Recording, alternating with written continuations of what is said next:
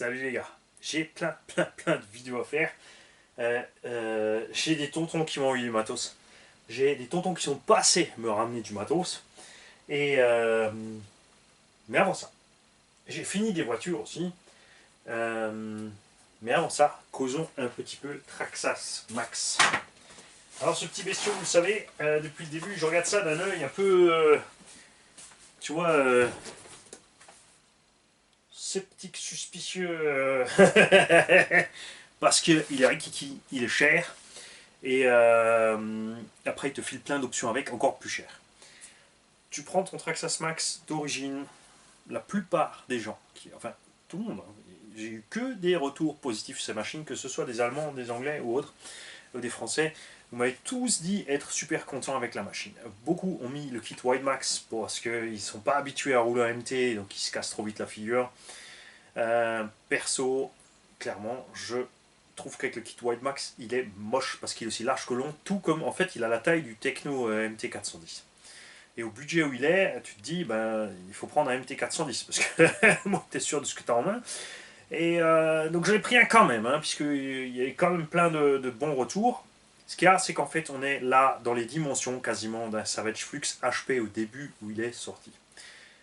On a par contre dedans un super différentiel central, ça marche à merveille, c'est une technique qu'ils ont lancée sur le X-Max, ils l'ont adapté au Revo, ils l'ont mis dans le nouveau Slash, dans le nouveau Rustler. C'est génial ce système de diff central. Enfin, juste avec cette grosse patte au milieu, c'est géant. Ensuite, je lui reproche sortie boîte. Moi, j'aime pas la carreau.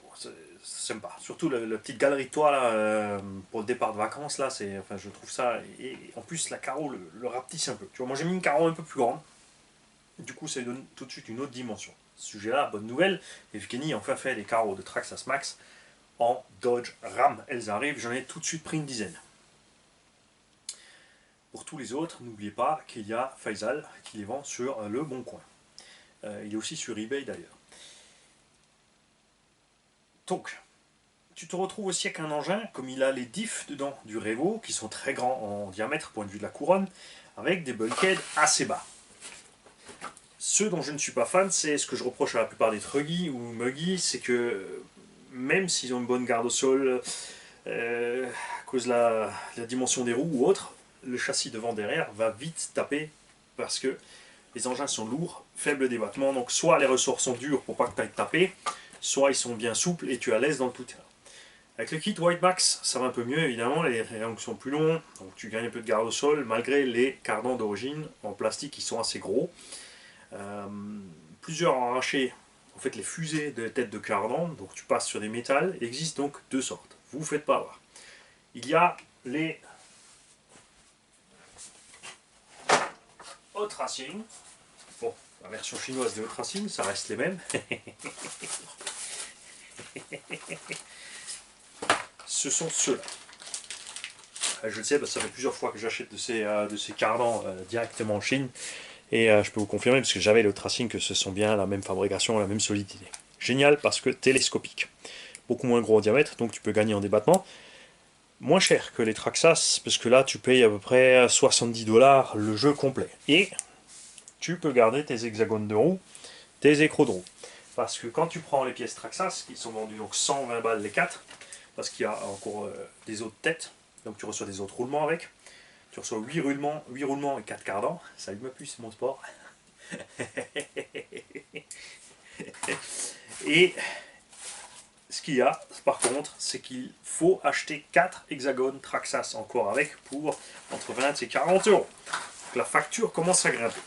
Surtout qu'une fois que tu as acheté, si tu achètes tes cardans acier, à dimension normale, comme moi je l'ai fait, et qu'après finalement tu décides quand même à prendre le White Max, et ben il faut racheter 4 cardans. Quitte White Max 70 balles et encore 4 cardans. La facture elle se rallonge, elle se rallonge, elle se rallonge. Ça c'est ce qui me dérange. Les pneus d'origine sont pas super. Honnêtement, moi j'étais pas content avec du tout au niveau de la conduite. Et il faut s'habituer un peu aussi, il est vraiment léger de l'avant, donc moi j'aime bien, je suis au pied des buts, mais tu vois, tu accélères. Enfin, quand tu as pris l'habitude, c'est le problème du X-Max, quand tu as pris l'habitude de ce bestiau, tu es au pied de la butte, tu mets un coup de gaz, le machin, il t'écolle, il s'envole. Enfin, globalement, les grosses échelles, avec le MCD X5 à côté, c'est pareil.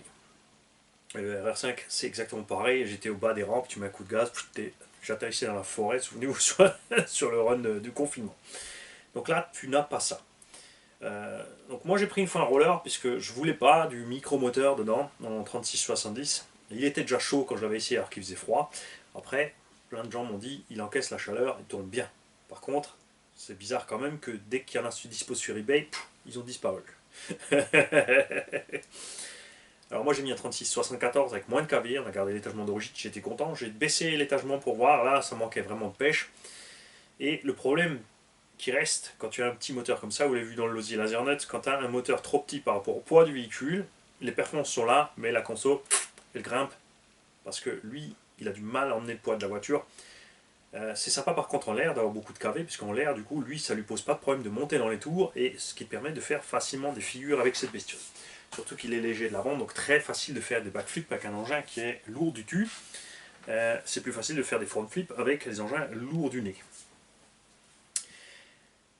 Donc moi je l'ai pris en roller sans les amortos parce que je voulais les amortos un peu plus longs. J'ai donc monté sur du Hobo Hyper MT. Comme j'ai les cartes d'acier, et ben ça c'est la hauteur normale des amortos, là comme il est posé là, c'est ce que tu as d'origine, et moi j'arrive jusque là.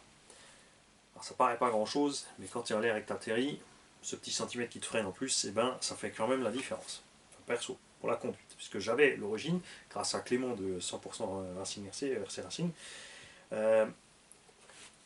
ça fait la différence. Donc, j'ai eu du mal un petit peu à trouver mes repères avec cette machine et me mettre à l'aise. J'ai la chance, grâce à un tonton, d'avoir des roues. J'aime pas les jantes non plus, vous inquiétez pas les mecs, je suis pas fan du tout des jantes à disque, mais elles ont un déport de malade, ces jantes. Moi j'aurais bien vu des jantes vraiment type vrai MT, tu vois, avec le gros déport et le voile au fond avec les perçages dedans. Mais bon, très très dur à trouver, donc on s'est contenté de ça. L'avantage d'avoir les pneus larges, du coup, on a du déport. Donc on est plus large que l'origine. Et donc quand tu mets les problèmes Bedland, ça que le déport, tu es aussi large. Par contre, ceux-là sont plus larges, donc on gagne encore un petit peu. Et là, je suis quasiment donc à la largeur du Wide Max. Par contre, mes pneus, comme ils sont plus larges, plus vers l'intérieur, moi, perso, là, je préfère le look. C'est comme ça, c'est moi. Vous préférez les araignées roulantes, et ben achetez une araignée roulante. C'est pas important. Tant que vous marrez avec, c'est l'essentiel. Donc, voilà. Et maintenant, ce que j'ai fait. Pourquoi il est dans cet état? C'est parce que j'ai mis un 42 74 2200 kV dedans au B-Wing. Et là, cette bestiole commence à me plaire. Avec ce moteur, ça devient rigolo. On sent clairement la différence de patate. Il faut savoir qu'un petit 36-70 comme ça, à peu près 1200-1500 watts, c'est la moitié d'un 42-74 quand même. Même s'il est costaud, on va dire, il tire à 1700 watts. Mais le 42-74 a plus de couple et plus de puissance. Du fait qu'il a plus de couple, plus de puissance, il force moins emmener l'engin, donc sa consommation chute aussi un petit peu. Donc on arrive, en gros, quand même, dans les mêmes autonomies, mais vraiment... Alors franchement, j'étais bien plus à l'aise avec ça qu'avec tous les autres que j'ai essayé. J'ai essayé un ou deux moteurs différents là-dedans. J'ai même essayé 36-74 rapidement, j'ai descendu mon étagement à 20-54. J'ai mis la courbe de 54 VX Max, j'ai mis un pignon de 20, je suis parti en 6S. Là on était bien, franchement on était bien niveau patate et tout. Après par contre le moteur, lui, c'est sûr, il mouline, il chauffe. Donc maintenant ce que j'ai envie d'essayer, la prochaine étape, c'est de mettre le 42-68 2650 kV Castle. Après l'engin est comme relativement lourd, le 2650 il est bien à l'aise dans des véhicules jusqu'à 3,5 kg, 3,7 kg par là. Après, enfin pour moi, hein, parce que d'après ce que moi j'ai tout essayé avec ces engins là. Donc d'un autre côté j'ai le 1800 kV aussi, j'ai le 42-68 Castle 1800 kV. Et par contre le passer en 6S. Et là on arrive à la batterie. Vous avez vu, là quand même, on commence à se professionnaliser quand même. Au début, ça partait dans tous les sens. Tu vois, là je suis passé de suspension, motorisation, hop, la batterie. La batterie, elle, il y a un truc con. Ce truc con, c'est quoi? C'est qu'une 4S standard, ici, coquée, ne rentre pas. Pourquoi tu l'as mis dedans, Mani? Et ouais, parce que, comme toujours chez Traxxas, c'est très simple. Ne cherchez pas de midi à 14 h. Vous dévissez les plots de fixation en dessous. Vous sortez les vis, vous sortez les plots, vous mettez des cales, vous remettez les plots, vous mettez des vis plus longues.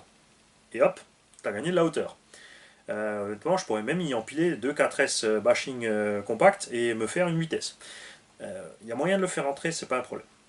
Donc moi j'ai mis une 4S VS-Line là-dedans, qui a la taille d'une 6S. Les 6S 4008 en plus VS-Line sont à peu près 620 grammes, donc pas plus lourd qu'une 4S 5 ou 6000, à peine plus lourd. Donc on aurait un moteur un peu plus petit, avec moins de kV, par contre, qui pourrait être alimenté en 6S. Donc on diminuerait la conso du moteur même. Comme c'est un 42, ce 1800, je sais qu'il aura assez de coupe pour emmener la bête. Et en plus, comme il sera en 6S, avec évidemment l'étagement adéquat. Je ne vais pas mettre le 24-50 avec le 1800 en 6S. Là, tu contrôles plus la bête. C'est pas du tout ce que je veux faire. Mais on a quand même 5 kg et des brouettes, surtout là avec la terre. Je suis allé m'éclater sur la piste de Bicross et je me suis vraiment éclaté. C'était vraiment super sympa. J'avais le bon mélange. J'avais les bons pneus pour le bon terrain. Les multiplicos là dans la terre comme ça, boueuse et collante, c'était le pied. L'engin est relativement petit, donc sur une piste de bicross assez étroite, il était vraiment à l'aise. Avec le X-Max, je pense que ça va être chaud là-bas sur cette piste de bicross. Je le ferai quand même, puisque j'avais promis aux petits qui utilisent la piste de bicross de les débarrasser des pissenlits. Donc il va falloir que j'aille de toute façon pour laborer un peu sur les côtés avec le X-Max. Mais donc, j'ai vraiment envie d'y mettre le 1008 avec 6S. Pour garder les mêmes perfs, l'avantage de la montée en régime plus rapide évidemment d'avoir du 6S, et encore gagner en autonomie. Plein de gens m'ont dit il n'y a pas de souci, j'arrive à rouler 20-25 minutes avec. Et là aussi on constate une grosse différence de pilotage et d'endroit de pilotage. Souvent sur mes vidéos, vous constatez par exemple, ce qui bouffe le plus de batterie en fait, c'est quand on roule à la jardinerie. Vous avez vu, on a un pré énorme, on a des grandes distances, on saute encore, on passe sur la route, on revient. Vous l'avez vu sur les vues aériennes quand on a été filmé par drone. Ça fait des grands circuits. On tire fort sur les lipos et on mange méchamment les lipos. Il y a quelqu'un qui m'a dit ouais, tu gagnes pas grand chose en autonomie en vitesse. Je comprends pas pourquoi tu as mis vitesse parce que moi je roule en 6S 6005, je roule fort et j'arrive à faire 30 minutes. Et là, je dis pas que c'est faux, attention. Je dis pas que c'est faux du tout. Et là, je vous invite à voir les vidéos où on roule arnifère autour des arbres. Donc à l'écluse, on roule autour des arbres. Vous avez vu que là-bas, avec une 6S 5000, effectivement, avec le Mojave, j'ai fait 20 minutes et on a roulé fort quand même.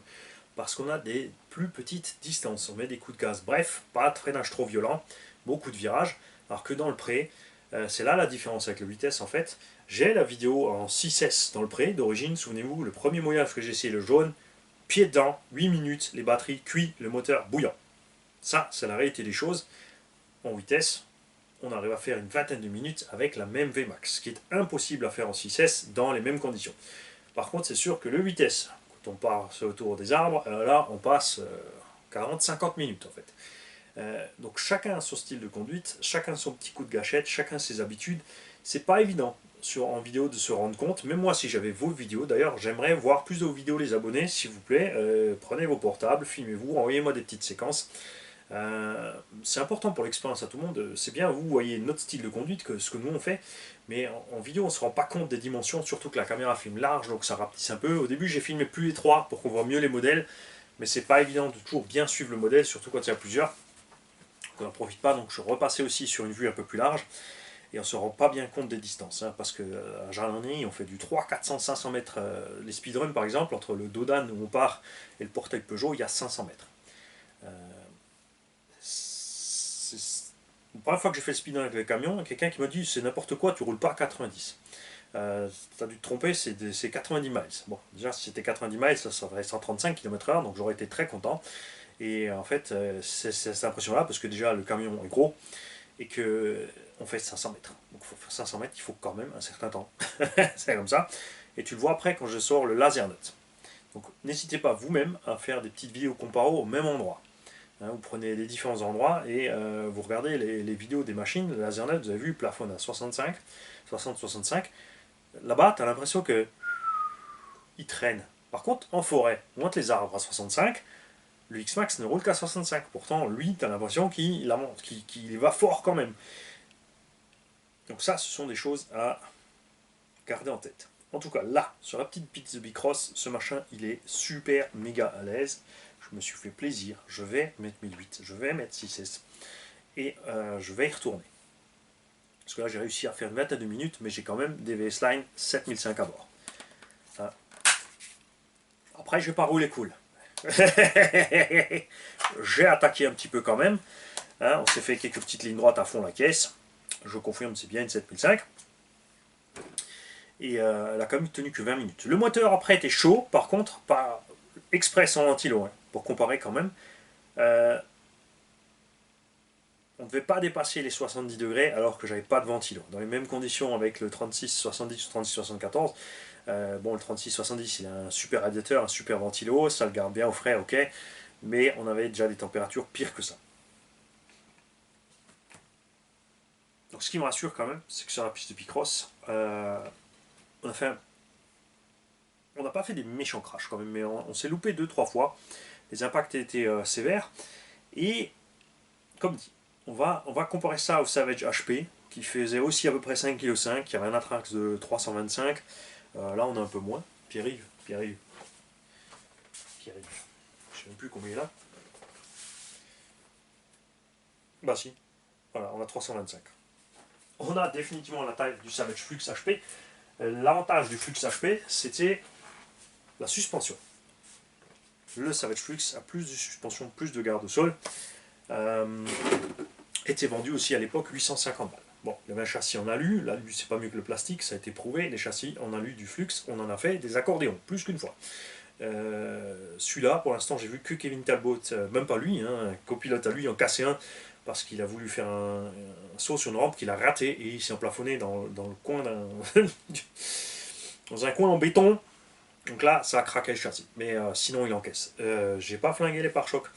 J'ai pas eu de souci de triangle, alors que quand tu regardes la construction de ces triangles, de ce petit Max, on est revenu en arrière par rapport au X-Max, tu vois, on est beaucoup plus fin, bien moins rempli, mais de toute évidence, chez Traxxas, ils maîtrisent le sujet de la qualité du plastique. Il faut dire que ça fait le taf. Le train arrière, là j'ai déjà décrotté un petit peu, hein. Tout est là, à peu près 500 grammes de terre là-dessous. Le train arrière était dégueu forcément parce que le train avant projette sur le train arrière. La carreau parce que j'ai fait des roulés boulets. Mais l'intérieur, regardez les gars, sans oups, sans rien, l'intérieur s'en est super bien sorti. J'ai été étonné. Je pensais qu'à l'intérieur ça serait bien pire que ça. Et ben non, il s'en est très bien tiré. Suspension, je commence aussi à être un peu à l'aise. Je pense que je vais assouplir encore un peu l'arrière. J'ai mis les 6 trous à l'avant en piston et de la 500 CST. À l'arrière, j'ai que les 3 trous. Par contre, j'ai de la 350. C'est un peu plus ferme. Après, avec la batterie dedans et tout, sur le terrain, en roulant, ça faisait le taf quand même. C'était pas mal du tout. Comme dit, la vidéo arrive ou est déjà en ligne. Vous verrez ça. Donc, petit récap. On me dit, suspension d'origine, tout le monde est content avec. Wide Max, ok, si t'aimes, tu passes sur le Wide Max. Si t'aimes pas, tu restes sur les 3. Tu peux utiliser des roues avec des déports. Là aussi, on avait quelqu'un qui m'a donné posé une question pertinente sur les déports parce qu'il ne comprenait pas ce que je voulais dire par un demi. Et en fait, cette personne a comparé, je vous cherche juste un problème Badlands vite.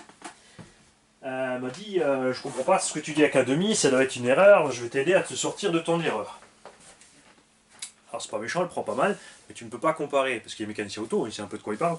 La profondeur de champ en automobile, surtout en Europe, est en millimètres. Alors que là, on parle de jante RC en pouces. C'est offset un demi-pouce. Demi-pouce, c'est à peu près 2,5 cm. La jante fait à peu près 5. Donc il se trouve que ton demi-offset se retrouve au milieu de la jante. Tu es quasiment là sur la bande de roulement. C'est pur hasard parce que c'est cette largeur de jante en fait. C'est un demi-pouce. Tout simplement. 0 offset en RC. Ta voile de jante devant, un demi-pouce. Tu es quasi au milieu selon la taille des jantes évidemment. Et 1 pouce. 5 cm. J'ai dit 1 pouce, c'est 2,5. 1 pouce, c'est... À vous de voir, à vous de me corriger les mecs. C'est là pour ça. Il faut aussi bosser un petit peu les gars. Donc quand tu as un offset 1 complet, tu es voile de jante à l'intérieur ici. Donc la jante, comme ici, celui-ci a regarde, on a ici un offset quasiment de 1. Ce qu'on appelle 1 en RC, c'est que ta jante, elle part l'arrière du voile de jante et tout le reste est en déport vers devant. Tout simplement. C'est pas de l'automobile, ça n'a absolument rien à voir. Et par contre, n'hésitez pas. Il avait raison. Ne surtout jamais hésiter quand vous voyez que je fais une erreur, c'est là pour ça. Vous mettez dans le commentaire où je me suis planté, votre explication qui va avec. Si vous n'êtes pas sûr, vous mettez quand même votre explication, vous demandez aux autres ce que vous en pensez. C'est comme ça qu'on entame des discussions, c'est comme ça que tout le monde, à la fin, est plus malin. Tout simplement. Il n'y a pas de mystère. Tout le monde fait des erreurs, j'en fais plein aussi. J'en fais volontairement des fois parce qu'il y a des jeux qui arrivent et j'en fais plein pas exprès. Mais après, j'ai l'excuse que j'ai fait exprès parce que je voulais vous faire participer. Comment ça, je suis de mauvaise foi? Ben non, mais non. Mon foie va très bien, je ne bois pas. Un peu, raisonnablement. Voilà. Donc, comme sur la vidéo du Max, sur laquelle il y a beaucoup de commentaires, d'ailleurs ça m'a fait très plaisir de voir que beaucoup de gens en fait en ont un et sont contents avec cette voiture. Parce que vu le prix de la bête, ça fait mal. 630 €. Les cardans acier, 120 balles, t'es à 750. Les hexagones de 17, presque à 800. Le cerveau, n'hésitez pas, prenez juste le kit pignon. Il existe un kit pignon métal pour ce cerveau. C'est le même que pour le X-Max. 87X, 25 €. Ça vaut. En Allemagne, 35 en France, 33% de différence, ça fait beaucoup. Et avec ça, vous êtes tranquille, parce que le cerveau d'origine, il est largement assez costaud, il galère pas à emmener. Moi, j'avais un panier ici de X-Max, donc j'ai mis un cerveau standard, parce que je l'avais là. Je voulais un petit peu alléger la bête, mais ça sert à rien, parce que tu allèges 20-30 grammes sur le vario, 20-30 grammes sur le cerveau, tu gagnes rien, et au contraire, il est encore plus léger de l'avant, donc il lève encore plus de l'avant. Ce que je vais certainement faire avec le 6S, c'est coller le vario là-devant, pour contrebalancer un petit peu. La lipo là en 4S, je l'ai avancé tout ce que je pouvais. Je me suis dit qu'avec le moteur plus lourd, ça sera pas mieux, mais en fait, ça allait vraiment bien. Donc là, et ça rentre. Le 42-74, les mecs, regardez, suffit d'enlever la bague en plastique. Au début, on était un peu sceptique parce qu'on s'est dit, c'est un chariot plastique, il a les vis sur le plastique en bas, cette vis aussi, et là, c'est sûr que la patte est en plastique, mais sur le slash, de l'autre côté, on a un stop, et là, on est pleinement dans le plastique, en fait. On est vraiment uniquement dans le plastique, et si cette vis, vous oubliez de la serrer ou si elle n'est pas dedans, ça bouge et vous faites sauter les dents, malgré les deux vis qui tiennent le chariot en dessous.